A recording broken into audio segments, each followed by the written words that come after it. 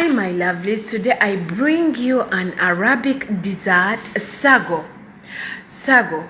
If you know sago in English, please put the name in the comment section because I have no idea. Okay, so here my sago was looking so yummy. Wow. Okay, let's go. So I used 2 cups of sago, then washed them thoroughly well.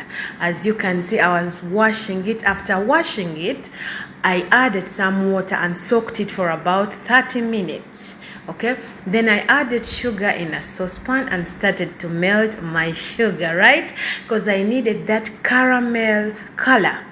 I wanted it to have that caramel color, so I continued to melt it. Then after melting it, I added boiled water.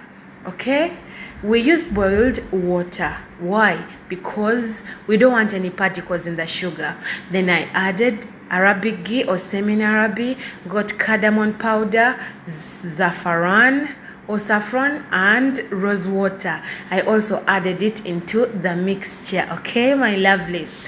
Then I got the sago I had soaked and added it into the mixture.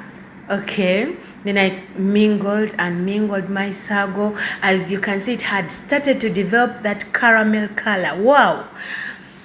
So here it had already gotten that caramel color. It was softer, it was looking yummy, and it looked so delicious. It was very tasty, it was very delicious, and trust me, you should try it out.